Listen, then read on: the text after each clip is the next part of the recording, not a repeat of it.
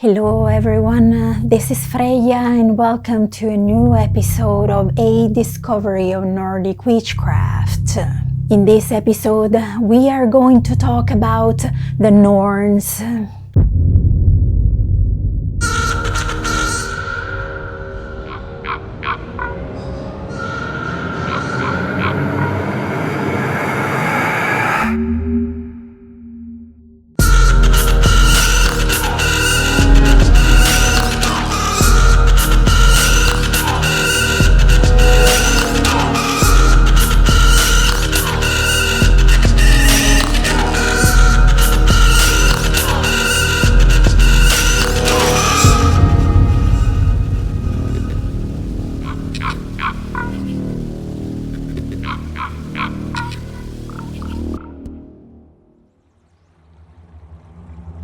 There stands there one beautiful hall under the ash by the well, and out of this hall come three maidens whose names are Urd, Verdandi, Skuld. These maidens shape men's lives. We call them the Norns.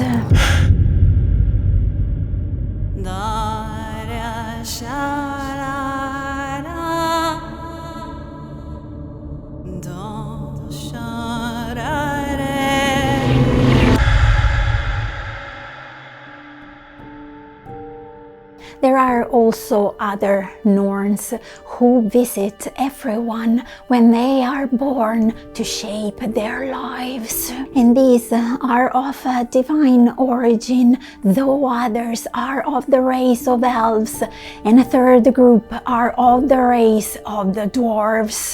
The Norns are well known in Norse mythology as the guardians of the Well of Weird Fate. There are exactly three of them, and their names suggest their ability to construct the content of time.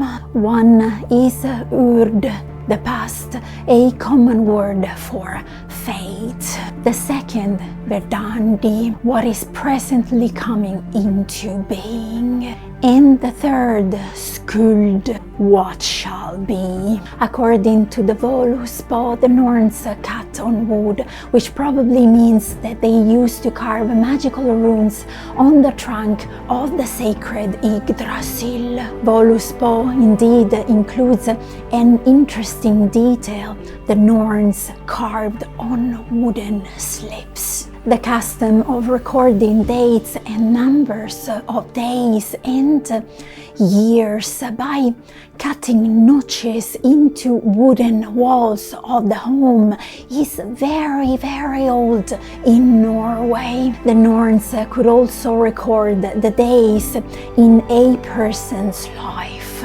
Several different images are used for the Norns' fate crafting activity throughout Old Norse literature. The three most common are casting wooden lots, weaving a piece of cloth, and carving symbols, likely runes, into wood. Karen Beck Pedersen's paper, Are the Spinning Norns Just a Yarn?, contests the whole idea of the Norns as weaving the way that the classical goddesses of fate do. Beck Pedersen points out that the Norns seem to be twining the threads of East and West and North into one strand rather than spinning or weaving. To my ears and heart, this suggests a complete different image of the Norns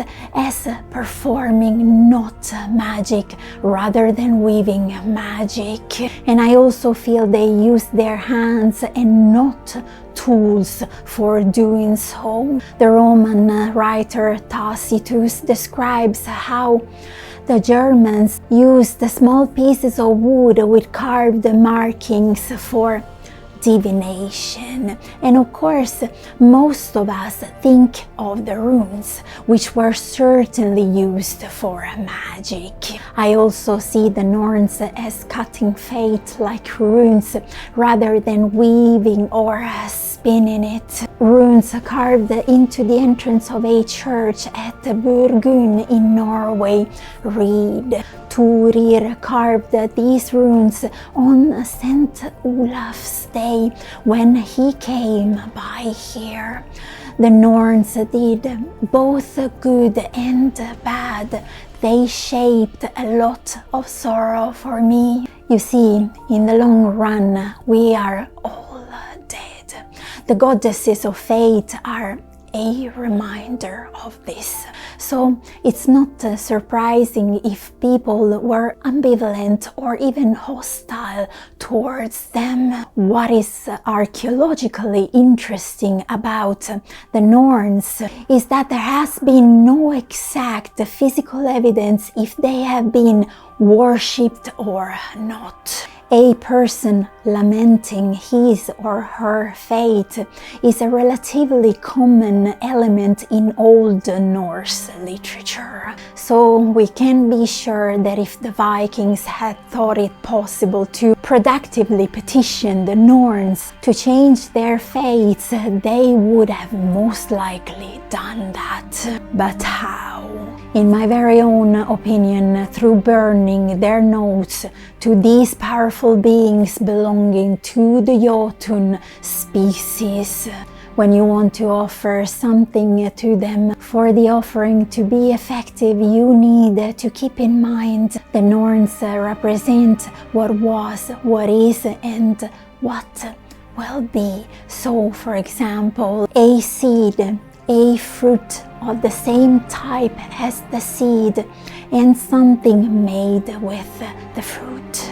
May this example serve as a metaphor for you to apply on all offerings to them. So, how do we connect with the Norns? The motion of the land and the cosmos is the very foundation of their mysteries. They are that which keeps things in motion. The worlds of men, gods, giants, and every stars rely on motion. Our cellular nature relies on motion, movement, death, and rebirth.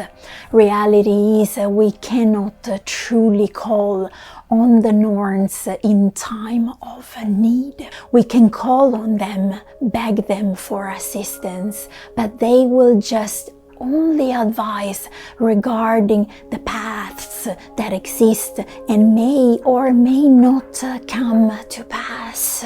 Only advice regarding what type of motion is there for us to be chosen. So also when I think about a place of worship, I cannot think of something static or relatively static like an indoors altar. I would again think about flow, motion, places that have the power to stir internal transformation and understanding. Optimally near an ash or elder tree, but as I said, mainly places where there is evident motion, wells, rivers, waterfalls, sea. When it comes to the ritualistic aspect of the worshipping of the Norns, I would recommend a circle of stones to represent never-ending motion. Some people would choose offerings of porridge to them, but in my experience I find them very receptive to offerings of rye bread.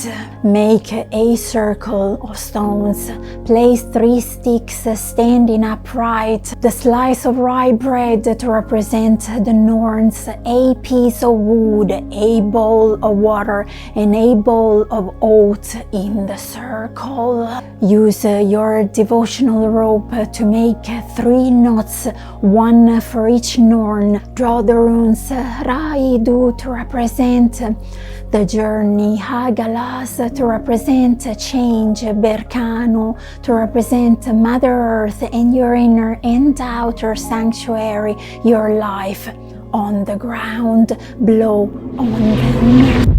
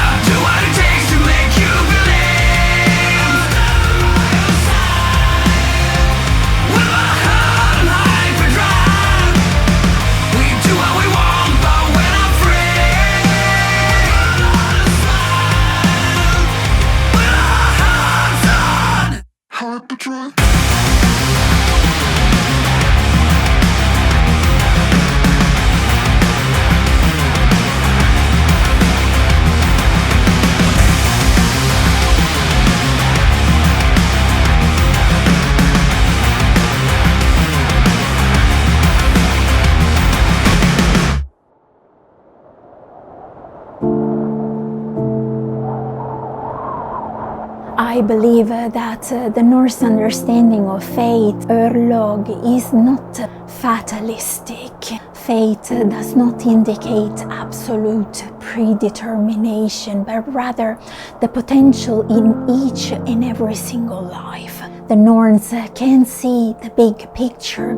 They can see our potential even when we cannot or do not. That is why I firmly encourage a cult of the Norns in your witchcraft practice.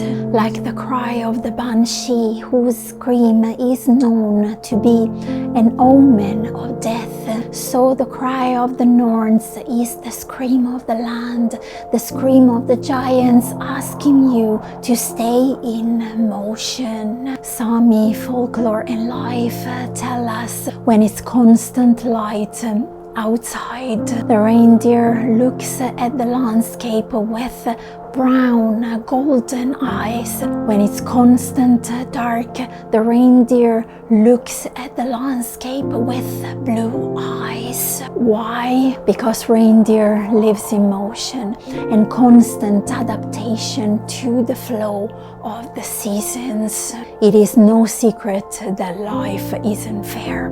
We can choose to blame the Norns for our fate, but we can also just accept it. And like the reindeer, look at it with different eyes. I don't know about you, but I rather choose to accept that challenge than to blame the Norns.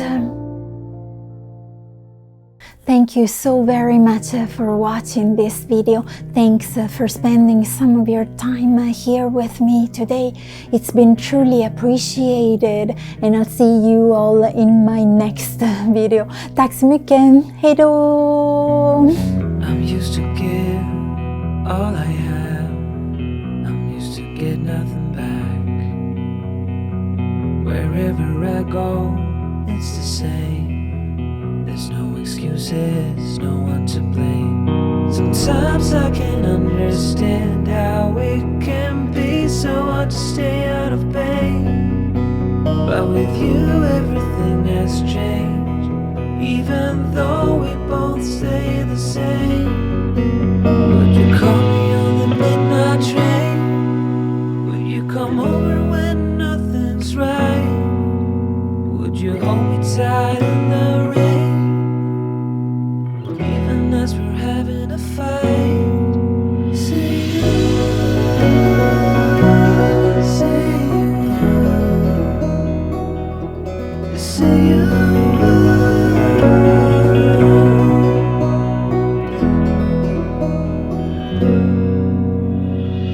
I'm used to give up 100 times. It's never been worth it, but now there is so much to say.